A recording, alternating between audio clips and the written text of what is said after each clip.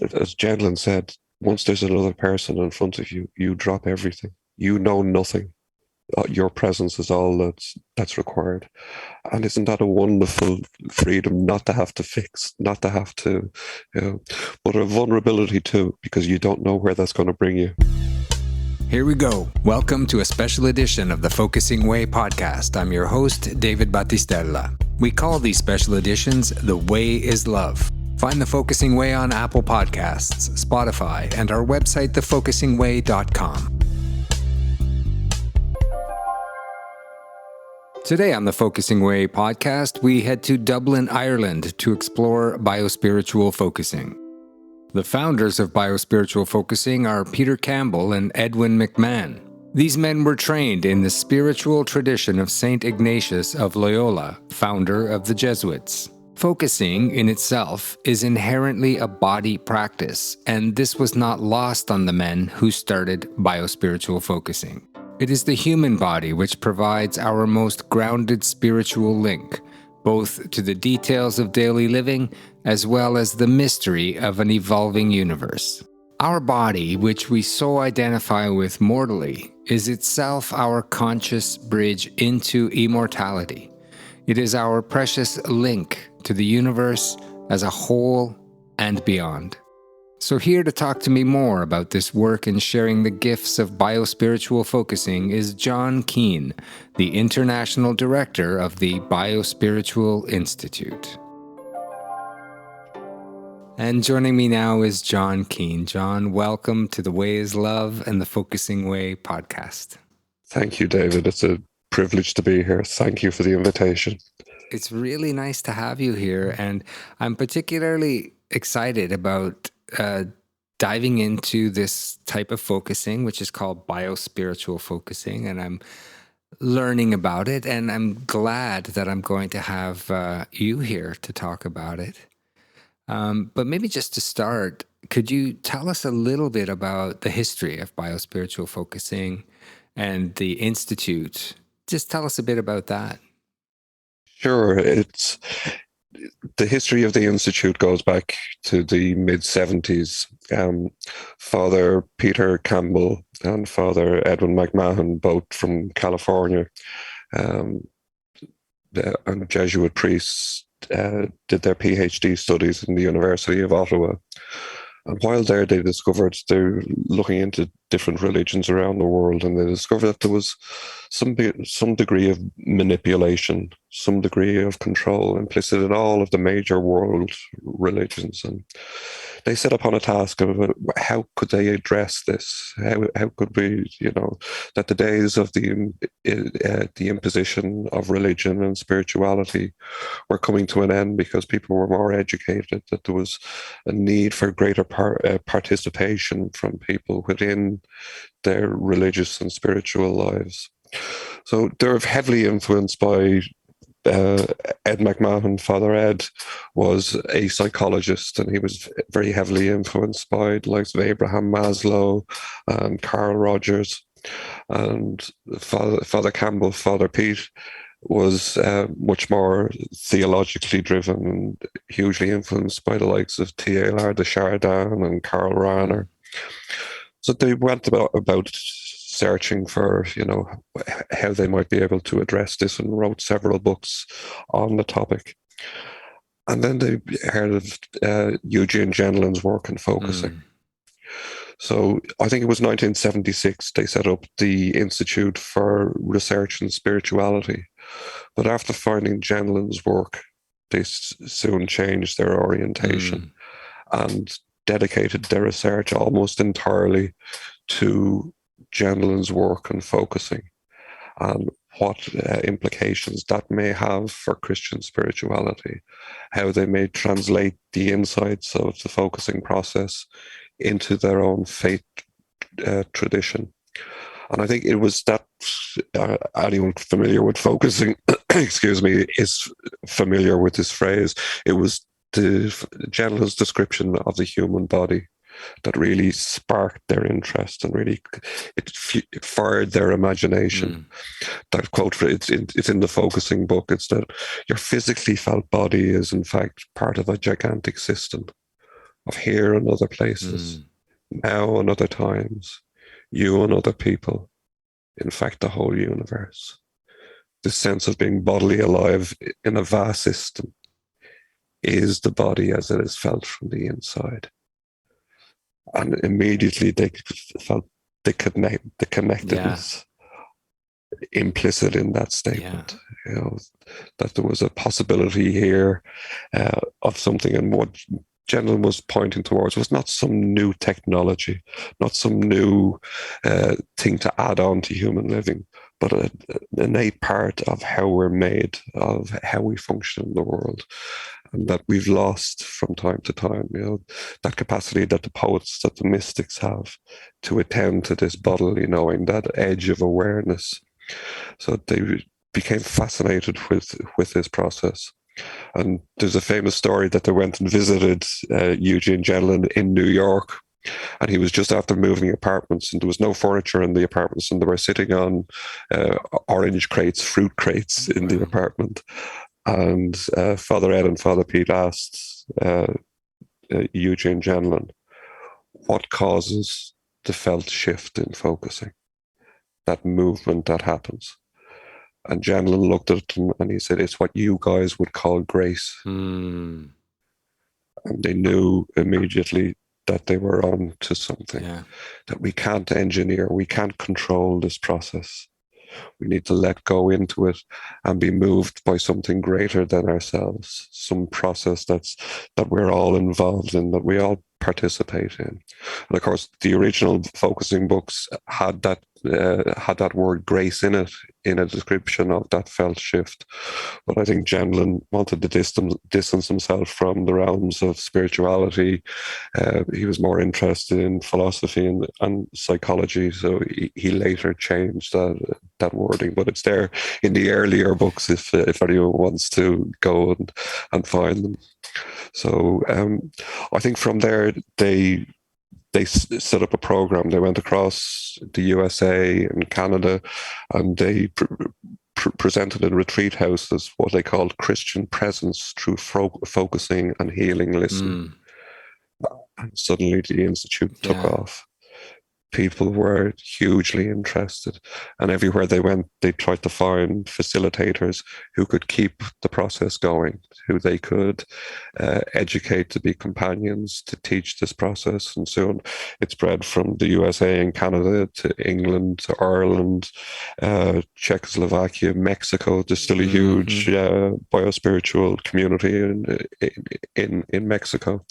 And then across certain retreat centers across America became designated centers then. So I think that's a very quick version, of a very, very quick summary of those early years. As you describe that, first of all, thank you, because it's such another beautiful insight to Gentleman's openness and their openness, but also as trained Jesuits and both priests, theologians, they're both intellectual, but then they have this other component of the formal training of being a priest inside a structured and ordered system, obviously, but the mental prayer component.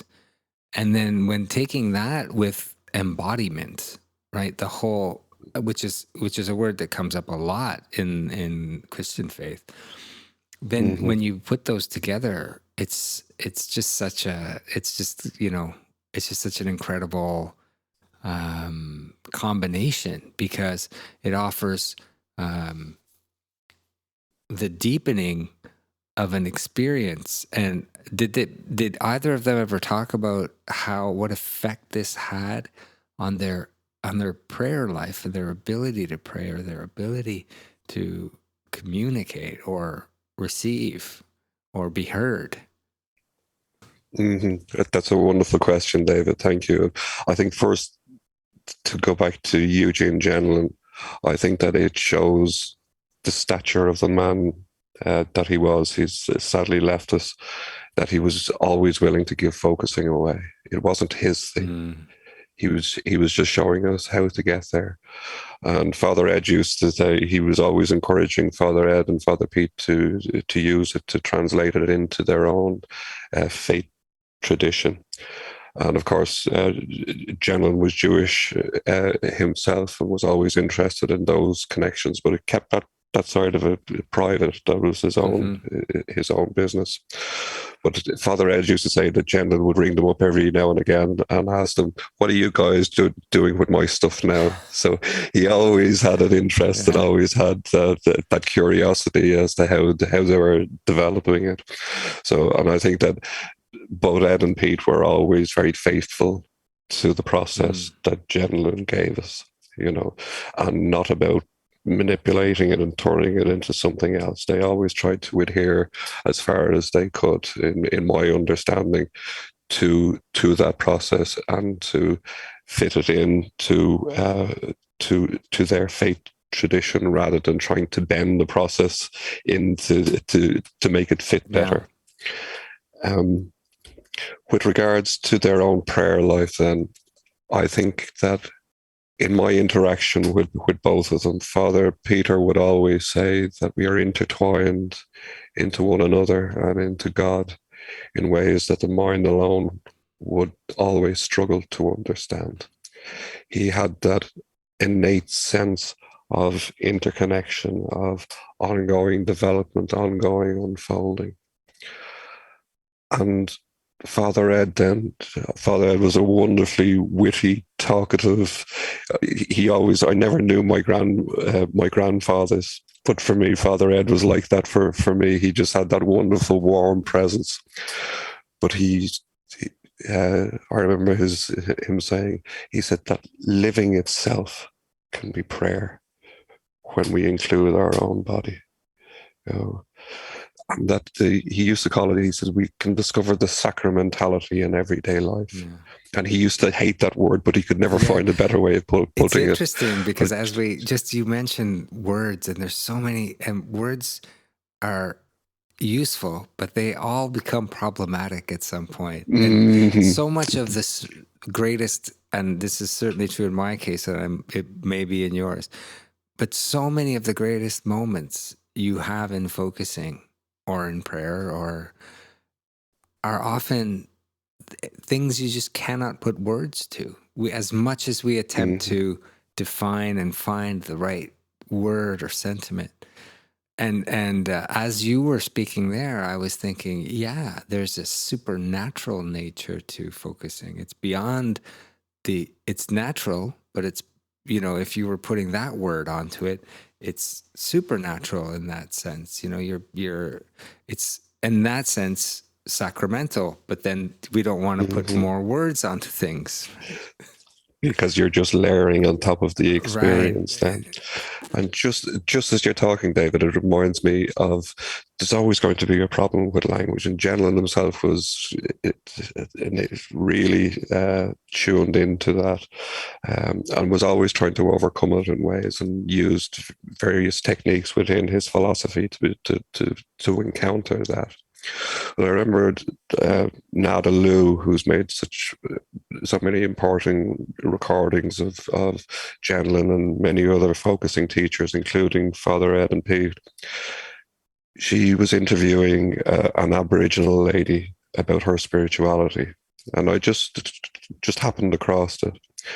And this lady was expressing that, she said, our spirituality does not translate into language, because the language can't catch the relational aspects of it, how we're connected to the land, to the mountains, to the rivers, to the sky. And I think that's in essence, the language fails to catch that relational, that edge that's there, that's always ongoing and living. And the minute that we put language in it, we sort of stop that living. So I think it's a problem, but I think we have to point towards something. Yeah. And I think in pointing towards it, we can illuminate it for other people. We can tell them where we found it and how it enriches. And I think that's exactly what Father Ed was saying about that word, the sacramentality in everyday life, the beauty, the richness, the joy, the fullness, that's there. And I think that points towards something else in Ed and Pete's work as well. The fact that they were, versed in Latin, in Aramaic, that they were able to go back and research through and find that the translations we have for much of Scripture dumbs down the language of the time.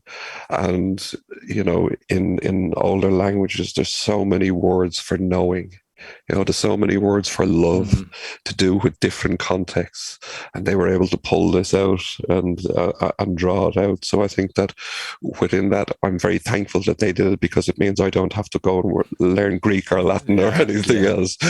But it was wonderful for that kind of research, for that side of in-depth knowledge, to be there and to extract this richness for us all to be able to encounter now. I'm just going to insert this idea because during my time in Canada, I, of course, came across Aboriginal communities, Inuit communities, many communities that have an oral tradition where their entire history is passed through storytelling, through stories, without a formally written language. And just as you were mentioning that, the image that what you were saying brought to me was that idea that the woman that you were describing, that Nadalou interviewed, was in that experience as she was describing it. She was the mountain and the tree and the river. Whereas when we introduced letter forms became lines. They became a form of architecture, which also led to our drawing lines around things to begin to construct things like the cities that we live in. And, the cities that we live in actually become an extension of the alphabets that we read. And whereas that other tradition is so rooted in nature and what is already on our earth, that there's no need to impose on it with any other thing. I just wanted to put that out there. I think what you're pointing towards is that structure bound, the limitations of living sometimes that are, that try to capture. Father Ed used to say that, what many religions and spiritualities have done is to try and capture a snapshot of what the good life is supposed to be. The well-lived life, whereas in effect we need 3D IMAX, ongoing picture of what that is. That if we try to distill it down into the do's and the don'ts and the interpretations and and to apply those blankly to life, then we're missing the living within it. And it was, for me. And again, Nadalou, I have to thank for this, because I was in Ireland and I heard about Ed and Pete, and I was able to order their videos from Nadalou, and I was able to sit down in my own home and listen to them talk about biospirituality and how focusing links in with that, with the Christian faith tradition. And I started to see that all of the teachings were in story. Yeah. And it led me, I went and did a master's degree in focusing and narrative, because I was fascinated by this. And what I began to understand is that in the stories that Ed and Pete would share, there was always more living in it. They weren't static structures.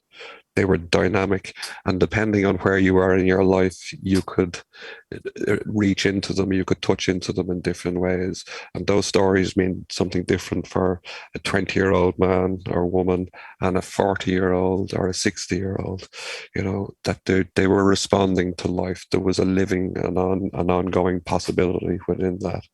And I think that was one of the things that really sort of grabbed my attention. And there was a wonderful priest here in Ireland who was really interested in focusing, and he did a thesis on Jesus as focuser, and that the same dynamic was in play there. That Jesus gave us stories, not definitions. Always examples of ongoing living, of more possibility. And of touching into that ongoing living on an ongoing basis. So I think that there's something there in, we need the structure, but we also need the ongoing living. Absolutely. And I think if we have both, yeah. I mean, there's two things I'm going to ask you on this. First, I just want to insert into that. And when it comes to narratives, of course, the bulk of my work is as a documentary filmmaker. And of course, focusing informs that in an incredible way, both on how I'm observing the world and how I'm experiencing it. But also, I don't call myself a storyteller. I call myself a story reteller. Because my approach is to, and it's nearly impossible, but to represent what I experienced in a person in a different form so that people can experience them in some heightened way, the way I may have experienced their art or their spirituality or them as a person.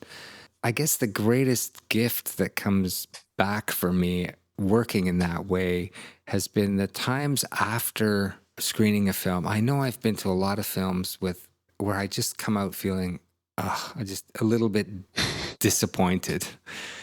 What's happened recently with the last few films, and I like to be at the live screenings because I want to feel that feeling of the audience. There's a silence at the end, and the majority of the people are asking me, how did you get them? Like, that's him. That's the person I know. So that's, I guess, the greatest gift that focusing has given me in the work that I've done. But it's also, I guess, that I'm leading to, at some point, your road and your path crossed with these two men. And I'm very curious to see what impact that had for you and how that evolved. And you started into it, but I want to explore that a little further. I guess I should go back to a beginning, so to be able to draw that out a little bit.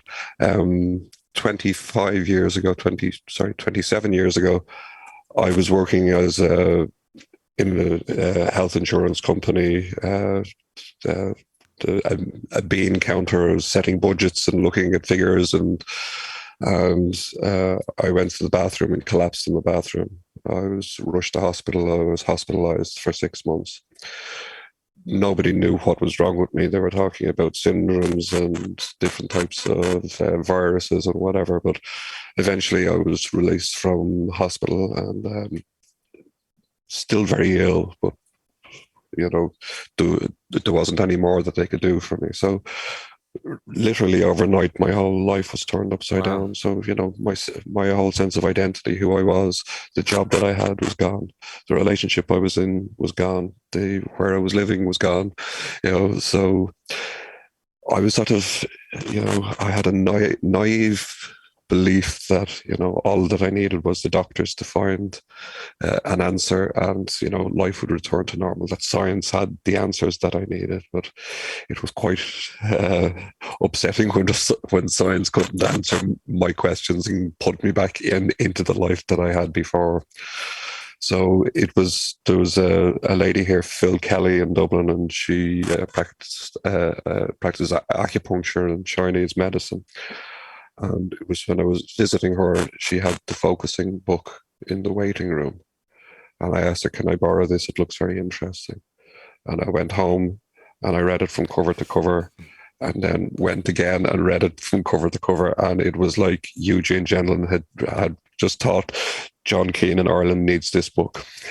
It was just for me. It wasn't for anybody else. And it just spoke to me. Nobody might be able to understand what was happening to me, but there was a me there underneath all of those experiences, and at least I could begin to start caring for that me. And it was just freedom. It was just, it was just exactly what I needed. And of course, being in such a difficult situation, I hit a roadblock then that sort of, where I needed somebody to companion me a little bit. And I had the very good fortune of meeting Sister Mairead O'Brien. She was a Holy Rosary nun, but one of the most gentle souls that has ever been. She was just, she was my angel, and she's left us now, unfortunately, but she's still here. She's still here, and still every time I do focusing, Mairead is here with me. But she very gently guided me through the process, and the things about my illness that I was trying to hold away and not admit to or not interact with. She was very gently able to allow me to interact with that. And then I guess I came to that place where everybody that's experienced focusing begins to understand that there's a spiritual dimension to this process, that it connects us to something beyond our own process. And again, Sister Mairead guided me through that and introduced me to the works of Ed and Pete and biospirituality. And she'd taken their courses when they'd been to Ireland, and her good friend Sister Kathleen Kavanagh, they provided many courses here, and much of focusing in Ireland now is due to those two wonderful ladies who really brought those gifts to all of us here. And there's still a thriving community here because of them. So I began to watch their videos, as I said, that I got from Nad and Lou. And then I began to realize that this focusing process was so powerful, but I needed to understand it, because I was afraid of, there's such power in this that I needed to know how it works. I guess it's just part of my DNA, you know. I was one of those kids that I'd get a toy for Christmas and I'd have to take it apart to see how it worked before I could play with it. So I went back and I started studying philosophy and started reading Gemlin's philosophy, because, as you know, it's, some of it it's difficult. It's not the easiest to try and understand. And then, as I said, I went on and did a master's in focusing and narrative, and then I was doing a PhD on chronic illness and focusing. And I got the opportunity to go over to California to work and study with Ed and Pete in Sonora for 4 months. And I went over there and was just blown away by the process itself, but their personality as well, the warmth, the joy, the beauty of the process. These two men had lived this for 60 years of their lives, and it just shone through them. So it was then I came home, my daughter was born, and I decided I could either stay at home and take care of my daughter or finish the PhD. So I decided that my daughter was more important. So there's 4 years of a PhD there waiting to be returned to, but it maybe someday. Then in 2013, Father Ed passed away, and the board of the Institute reformed. And in 2017, then I was appointed by the board as their international director, and I've been running classes and training and trying to organize groups and communities and all of that since. But for me, it's a huge privilege. It's one of those things that I never thought that I'd be honored to be gifted this role, because it's an amazing thing to see people physically change in front of you, physically, spiritually, emotionally change, before your eyes. It's a true honor. It's one of the true honors of this work, and that presence. And talk about going back to moments where words just can't describe them. Those kind of moments when we've all experienced it, where there's just a knowing, a nod, maybe a sound like an acknowledgement, but nothing else is really needed. Yeah. And it's that we try and put words on it, but the words never. They can never capture that feeling of that absolute privilege of being allowed to witness that. And of being alive and of being human, because it really is. I've always loved what Jenlin said about the foundational thing is that there's a person, a human being in front of you. And that acknowledgement at the very start of everything is something that we do, I feel, need to bring into the world. And especially this, and the pausing and the listening empathically, not passively, empathically, to other. It truly is something absolutely beautiful. And there's a wonderful freedom in it too, that we don't have to fix. We have a companioning training program, and we give people lots of tools and lots of, that they need if their companion gets into trouble or if that happens or anything else. But as Jenlin said, once there's another person in front of you, you drop everything. You know nothing. Your presence is all that's required. And isn't that a wonderful freedom, not to have to fix, not to have to, but a vulnerability too, because you don't know where that's going to bring you. Yeah, it's so true. I had the good fortune in one of my films to interview a Catholic priest. Part of the interview was to talk about how confession had changed over 50 years, over the 50 years of his career. And he said, there are different times in the world where the situation of the world would change how people were engaging in the sacrament of reconciliation. But he said, more than anything else, people just really wanted to be heard. I literally said, that is a focusing moment right there. That is the feeling of being heard. Not even understood, but heard. Be sure to tune in to part 2 of our conversation with John Keane from the Biospiritual Focusing Institute. Our website is thefocusingway.com, where you can listen on Spotify or Apple Podcasts.